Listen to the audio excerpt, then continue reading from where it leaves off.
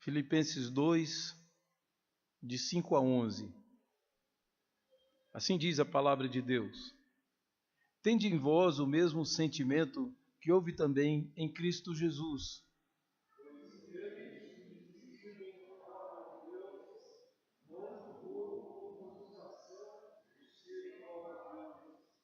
Antes a si mesmo se esvaziou, assumindo a forma de servo, tornando-se em semelhança de homens e reconhecido em figura humana.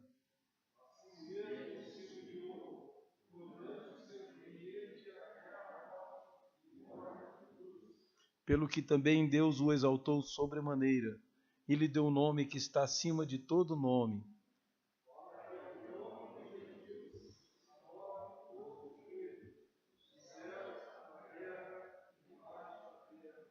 Podemos ler juntos o verso 11, queridos? E toda língua confesse que Jesus é o Senhor, para a glória de Deus Pai. Amém, queridos. Amém. Vamos orar a Deus mais uma vez? Pai, pedimos a iluminação, a condução do Teu Santo Espírito sobre nós. Perdoa os nossos pecados. Recebe, Senhor Deus, os nossos louvores. Recebe, Senhor Deus, tudo que faremos nessa manhã. E continua, Senhor Deus, nos edificando através da Tua palavra. Nós louvamos o Teu nome e te agradecemos em nome de Jesus. Amém. Meus queridos, eu gostaria que o irmão voltasse um pouco, seguisse um pouco à frente da epístola. Vamos lá no capítulo 4.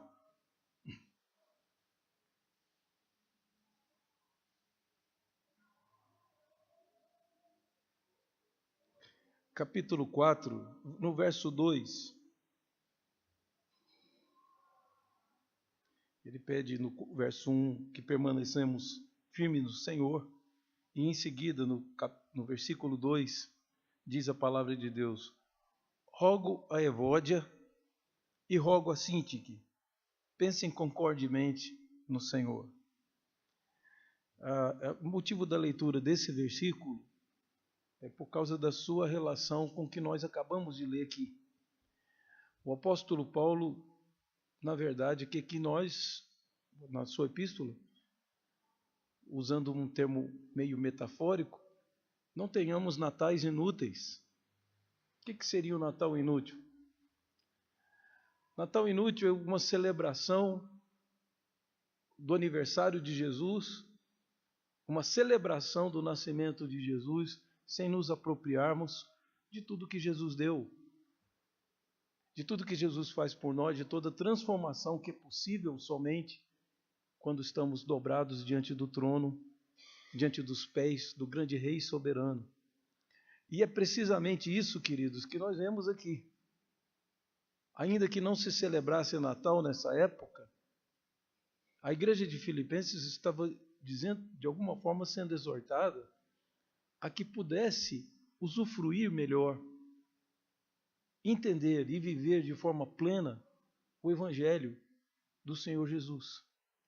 Paulo vai falar de uma forma tão bonita, tão poética sobre a vinda de Jesus, sobre o fato dele ter deixado os céus e se encarnado como um ser humano, mostrando que Paulo também, como em outros textos nós podemos ver, era crente e propagador da ideia de que Jesus era humano, sim, mas era mais do que isso, que ele era eterno, que ele habitou com Deus e que ele era igual a Deus.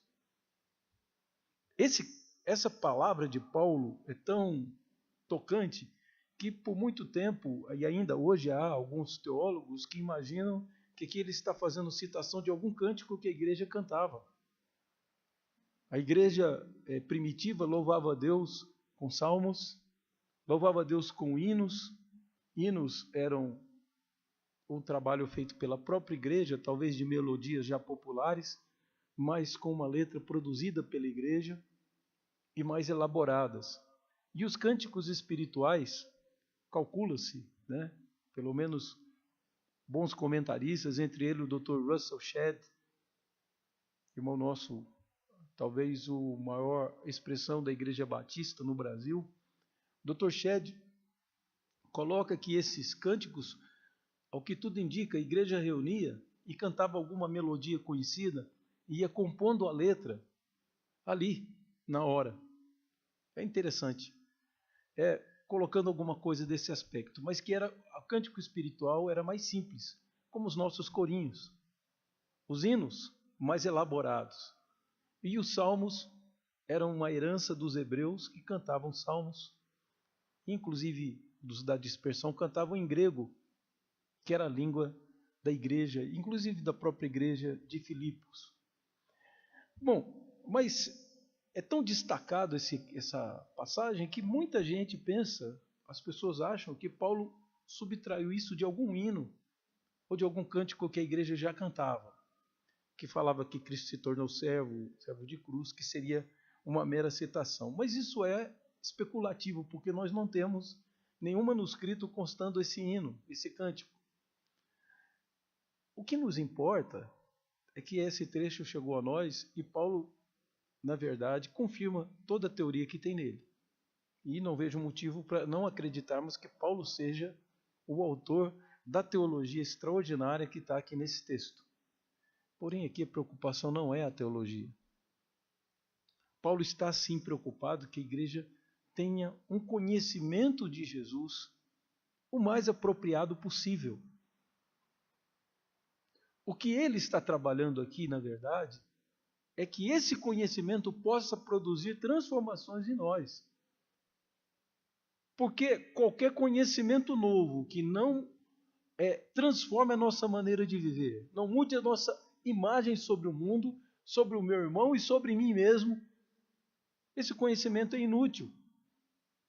E por isso a celebração de Natal, que é o que Paulo fala aqui, do momento em que o Deus Todo-Poderoso, Eterno, Sábio, cuja a maior força e a formosura compõem todo o seu santuário, tão extraordinário esse Deus, ele nasce num bebezinho.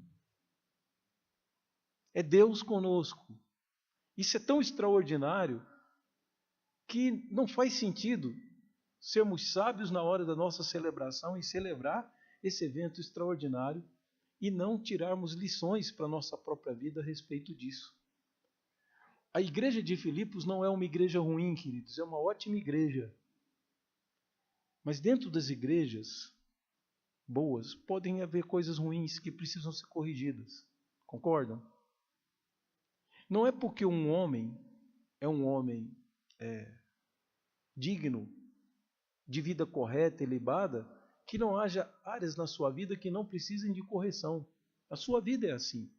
Então essa boa igreja de Filipos descobre que Paulo está abandonado numa prisão em Roma. Esses irmãos que amavam Paulo e que sentiam que deviam a vida ao apóstolo Paulo, porque foram convertidos, abandonaram os deuses pagãos, passaram a adorar o Deus de Israel na pessoa do seu Filho Jesus Cristo. Estavam salvos em Cristo e eram uma ótima igreja, tão boa igreja, que sabendo que Paulo estava passando até necessidades pessoais, essa igreja, que não era uma igreja aparentemente formada por gente rica, porque os dois primeiros convertidos de Filipos, você vai ver lá em Atos capítulo 16, foi Lídia, que era uma mulher, as mulheres não tinham trabalho remunerado e não tinham propriedades. Então, nós temos uma moça endemoniada e um carcereiro. Foram esses os 3 primeiros membros, os 3 primeiros batizados da igreja de Filipos. E essa igreja de Filipos agora é justamente quem se associa com Paulo. Aliás, é da classe trabalhadora, é da classe dos desvalidos, que muitas vezes é que nós podemos esperar mais solidariedade, mais consciência. É interessante isso, né? Os ricos podem muito, mas fazem pouco. Em geral, me perdoem as exceções e eu conheço algumas delas. Eu conheço ricos que servem, são humildes, né, e compartilham daquilo que Deus lhe deu. Aqui os meus olhos estão voltados para o fato de que Paulo, uma igreja tão boa, tão generosa com ele, quem leva para ele a oferta, diz a Paulo como está a igreja. E Paulo pergunta. Então é uma igreja que teologicamente não aparenta problema nenhum. Mas aí ele foi contado que havia certas desavenças na igreja. Que Evódia e Sintique estavam em constante debate e atrito. Uma igreja boa, mas com duas pessoas muito queridas por Paulo que estavam se tornando inimigas, ou estavam vivendo como inimigas. Isso não era só delas, parece que era um traço. Eu gostaria que os irmãos olhassem antes do versículo 5 que nós lemos. Paulo está dizendo assim, tudo que eu podia dizer a vocês para fazer, vocês já estão fazendo. Então, se eu tenho que acrescentar alguma coisa, eu vou acrescentar. Veja só. Se há, pois, alguma exortação em Cristo, alguma consolação de amor, alguma comunhão do Espírito, se há entranhados afetos e misericórdias, completai a minha alegria, de modo que penseis a mesma coisa. Tenhais o mesmo amor, sejais unidos de alma, tendo o mesmo sentimento. Vejam que essa palavra ocorre de novo no verso 5. Nada façais por partidarismo ou vanglória, mas por humildade, considerando cada um os outros superiores a si mesmos. Não tenha em vista cada um o que é propriamente seu, senão também cada qual o que é dos outros. Então Paulo está dizendo que eu posso completar vocês e pedir a vocês é que vocês pensem de forma concordemente. Uma boa igreja, bem estruturada teologicamente, estava sadia. Ao mesmo tempo, Paulo observava uma igreja que tinha misericórdia no coração e grande amor, a ponto de enviar ao apóstolo, e a distância ali não é pequena, né? Filipos está ali um pouco acima da Macedônia, e a cidade onde Paulo está preso é Roma. Então havia sim algum tipo de sacrifício. Não era uma distância incomensurável, mas de qualquer forma era um desgaste. Mandaram uma oferta para Paulo para que ele não tivesse necessidades. Por isso ele escreve essa carta em agradecimento. Mas o agradecimento de Paulo, de alguma forma, diz que o nascimento de Jesus não seja estéril na sua vida. Não basta intelectualmente eu entender que Jesus era Deus e que se tornou homem, se eu não aprender a servir os meus irmãos. Por isso ele está dizendo, eu quero que vocês pensem concordemente. Qual o caminho? O caminho é teologia, queridos. O caminho para quebrar o nosso orgulho, para fazer com que nós sejamos unidos, para que a gente tire os defeitos, os vícios, os pecados e a obsessão por algum tipo de pecado na nossa vida, podem ser tirados mediante teologia. Essa teologia de Paulo. E é por isso que ele vai falar do Natal, da encarnação do Filho do Homem, que é tratado teológico de muitos autores. Durante toda a história da igreja, isso foi motivo de discussão e de trabalhos. Mas é o que eu digo, esses livros todos são inúteis se não conseguirem produzir em nós a mesma humildade que Jesus teve. Porque uma igreja que não é humilde, um crente que não é humilde, é um contrassenso. Se o nosso Senhor morreu numa cruz e serviu o seu Pai a tal ponto, e foi o mais pisado, o mais desprezado dos homens, como diz o profeta Isaías, foi moído pelas nossas transgressões, e a gente não vai aprender nada com isso. Falo isso, queridos, para irmãos que têm rixas contra outro irmão. Esse texto você pode ler para pessoas, para casais, que um não está falando com o outro. Porque não existe maneira de uma contenda prosseguir, progredir, onde há humildade. Sabem, queridos, eu tive um privilégio que eu cresci educado por uma senhora muito sábia, leitora da Bíblia. Não tinha profundo conhecimento teológico, mas era uma mulher culta. Ela só não teve muita igreja. E ela sabia que não era católica, ela era alguma coisa. Ela lia a Bíblia, orava todas as noites, de madrugada acordei lendo. A minha avó Cecília. E de vez em quando ela nos chamava, reunia lá os netos, que éramos muitos, que ela cuidava, E ela contava uma história da sua infância. Eu me lembro dela contar uma coisa que a sua mãe lhe tinha contado. Uma historinha a respeito de 2 bodes. Que eles, o bode geralmente, talvez por causa de terreno, de propriedade, eles não se dão muito, os 2 machos, né? Então que eles não se topavam um com o outro. Só que coincidiu que na fazenda que eles moravam tinha uma pinguela para você atravessar o riacho. E um começa a atravessar o outro ao mesmo tempo, e aí faz como? Bom, andar de ré, um bode, numa pinguela, é complicado. E ficou um olhando para o outro, para saber quem ia sair do caminho do outro. E eles olhando, até que começou a anoitecer, foi dando fome. Era hora de dormir, e os 2 bodes orgulhosos olhando um para o outro, até que um dobrou o seu joelho, e o outro veio correndo e pulou, e eles puderam ir para casa. Essa historinha que minha avó contou, falou assim, sempre alguém vai ter que ceder. Às vezes até o que está certo, precisa ceder. Porque mais importante, mais inteligente que a gente vive em harmonia. Né? Então, minha avó mostrou que não havia vergonha, pelo contrário, sabedoria em dobrar. Então, algumas vezes eu dobrei o joelho porque eu tive uma boa lição. Ela era assim, ela era uma pessoa humilde, que não visava os seus próprios interesses, sempre o que era do outro era mais importante do que o dela. Pessoa admirável. E o que eu gostaria que nós olhássemos aqui, que Jesus nos deu o exemplo. Há alguém mais correto que Jesus? Se tem alguém na terra que pode reclamar da raça humana, reclamar de governo, é Jesus. Ele nunca fez nada de errado. E ao contrário de reclamar, ele vai se obedecendo ao seu Pai, se tornando servo, até colocarem ele numa cruz, e humilhantemente ele é morto. Então Paulo está dizendo, está contando a teologia da encarnação, queridos, porque ela nos traz uma lição de vida tão forte, que pode mudar a nossa maneira, o nosso lar, nossa maneira, nos fazer pessoas de harmonia, agentes da harmonia.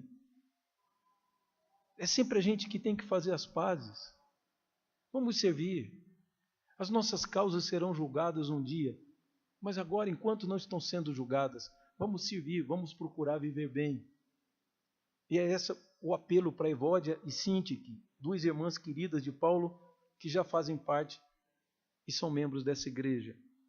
É também uma palavra que está sendo dita para toda a igreja de forma geral, que eles não tivessem desavença entre si, colocassem de lado e procurassem resolver, que o inimigo quer que nós fiquemos isolados, porque isolados não temos força, mas juntos somos fortes, invencíveis, unidos em Cristo. Portanto, ele diz assim, eu gostaria que pensássemos dessa forma.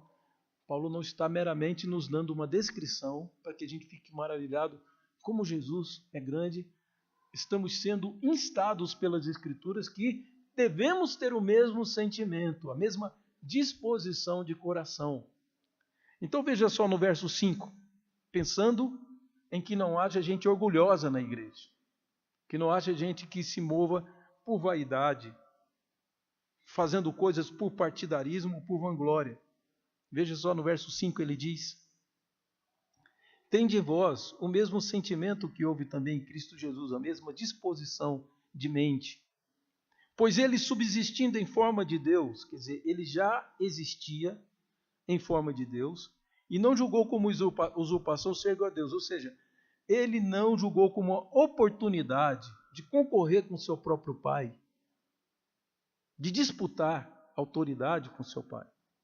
Ele, sendo igual a Deus, antes a si mesmo se esvaziou, assumindo a forma de servo, tornando-se em semelhança de homens, e reconhecido em figura humana. Verso 8. A si mesmo se humilhou, tornando-se obediente até a morte, e morte de cruz, que era uma morte que os hebreus não morriam dela, não na Judéia. A crucificação era algo tão terrível, queridos. Era das piores mortes que podiam haver, de execução. E era feito para que os escravos ficassem morrendo de medo de morrer daquela forma. Então os escravos fenícios foram os primeiros a serem crucificados. O hebreu, ele tinha um tipo de pena de morte, que era o apedrejamento, que foi o predito por Moisés. Jesus não morre como um hebreu, nem, mesmo sendo ele puro, não merecia nem ser julgado, mas de toda forma, nem isso ele teve a honra, que é uma morte mais rápida. A morte de cruz, a pessoa fica por dias de pendurado, no sol, na chuva, no vento, de pendurado. E vai passando o tempo, as costelas vão apertando o pulmão e a pessoa vai ficando sem ar. E o seu corpo, imagine o quanto dói. Eu já tive, por causa de um concurso, certa vez que eu fui fazer, eu tive que ficar de pé. Era um concurso de banda, de música, e eu tocava na banda. E alguém que não entende nada disso, enquanto uma tocava, as outras ficavam perfiladas. Isso foi uma coisa horrível, porque você não sabe o que é ficar meia hora sem poder se mexer. Eu sei que dali a pouco já estava ficando tudo azul, eu vi os meus colegas também cambaleando, porque agora você imagina a pessoa crucificada, naquela posição, o seu corpo projetado para frente e as suas costelas apertando, as dores que essa pessoa não sofre. E ela geralmente ficava por dias. Tanto que Jesus morreu e Pilatos se assustou que ele tivesse morrido tão rápido. Então Jesus não morreu uma mera morte, ele morreu a morte como se fosse um escravo fenício. A morte que se dava para escravos fugitivos foi o que fizeram com Jesus, a mais terrível. E daí ele morreu por morte, foi reconhecido com figura humana, se humilhou, foi obediente a Deus até a morte de cruz. Pelo que também Deus o exaltou sobremaneira, e lhe deu o nome que está acima de todo nome, para que quando o nome de Jesus soar, for mencionado, se dobre todo o joelho nos céus, na terra e debaixo da terra, e toda língua confesse que Jesus Cristo é o Senhor, para a glória de Deus Pai. Por agora, queridos, é tempo de humilhação, sim. Estamos num mundo caído e somos humilhados. Aceite a afronta. Mesmo que quem esteja proferindo a afronta seja tão pior que você, que a vontade que você tem é de ir lá se vingar na hora. Aceite a afronta. Ser afrontado, queridos, faz parte. Se da parte da pessoa é uma injustiça que ele está cometendo, da nossa parte é uma boa obra não revidar. O apóstolo Paulo diz que, olha o exemplo de Jesus, porque ele aceitou ser o mais desprezível dos homens, que foi desprezado até por Deus na cruz por causa do nosso pecado. Jesus Cristo ressuscitou e ele vai voltar. E todo joelho vai se dobrar. E não há um nome maior. Até os anjos se dobrarão diante do seu nome. Deus o exaltou sobremaneira. Então todo que for humilde aqui será exaltado por Deus. Alguma novidade no que eu disse? Os irmãos leem a Bíblia sempre. O apóstolo Pedro diz: aquele que se humilhar será exaltado. E quem se exaltar será humilhado. Então Deus vai exaltar. Aceite a afronta, aceite a humilhação, não revide na hora, sofra o dano, porque o apóstolo nos diz aqui que seremos colocados num lugar muito especial. Quem quiser ser o maior entre vós, disse Jesus, seja esse que vos sirva.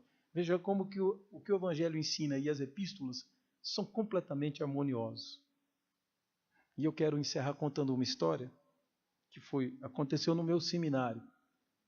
O meu professor de grego no seminário, pastor que eu tenho o maior carinho por ele, era pastor, mas antes de ser pastor ele era aviador. Ele era piloto da aeronáutica. Os irmãos conhecem militar na época do militarismo. Então vejam só, quando eu fui para o seminário, eu não sei se já era o Figueiredo ou se o presidente nosso ainda era o Geisel. 81, acho que já era o Figueiredo. Mas nós vínhamos de governo militar, onde o militar mandava e você tinha que obedecer. Quem tinha patente, na rua, quando passava, as pessoas até abaixavam a cabeça de medo. Foi o que o Brasil viveu no período militar.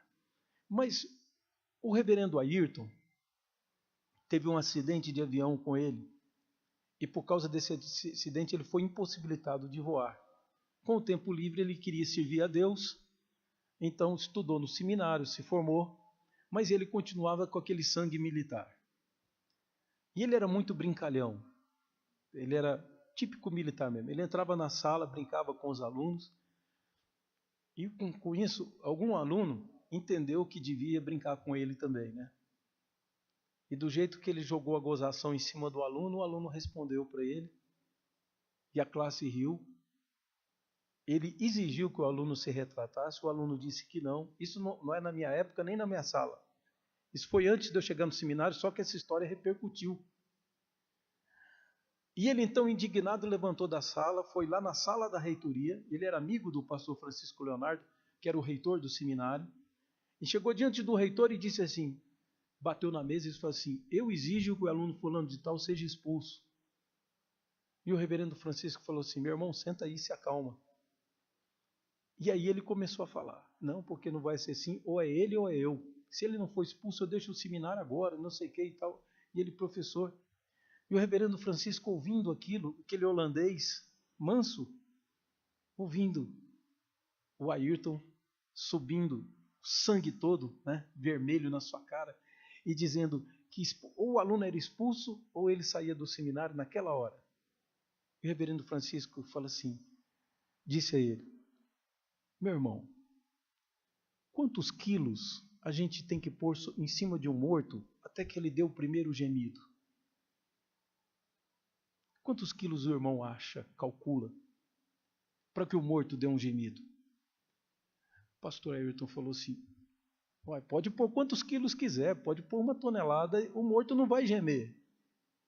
Ele disse, o irmão morreu em Cristo. Seu irmão está morto. Volta para a sala e vai dar sua aula. Diz que ficou um silêncio na sala um tempinho, o reverendo Ayrton voltou para a sala, continuou dando aula, e aí no ano seguinte eu estava lá aprendendo grego com ele. Porque é isso que nós somos, nós morremos para o pecado, nós morremos para o mundo, nós estamos vivos, ressurretos em Cristo, somos novas criaturas para a glória de Deus. Queridos, vale a pena sofrer a afronta se ela vier do Senhor. É assim que Jó se postou. A vida de Jó, de uma vida maravilhosa que ele tinha, ele foi reduzido, talvez uma das vidas mais tristes, uma história das mais tristes. Qual foi a palavra de Jó? Tudo é do Senhor. Ele deu, ele tomou. Glória ao nome do Senhor. E Jó disse, se é o Senhor que quer que eu sofra... Davi falou assim, quando Saul se levantou. Se o Senhor é que está enviando essa afronta, então ela é bem-vinda. Deus quer me ensinar alguma coisa com isso. Isso é entre mim e Deus. E não matou Saul nas 2 oportunidades que ele teve. Portanto, eu peço aos irmãos que olhem com carinho esse texto. E não tenham Natal inútil, mas aprendam a lição da encarnação de Jesus. Da subserviência que Jesus se colocou diante do Pai, para o Pai fazer com ele o que quisesse. E assim nós vamos encontrar descanso para as nossas almas de Jesus, porque vocês vão aprender comigo que sou manso e humilde de coração. Vamos ficar de pé?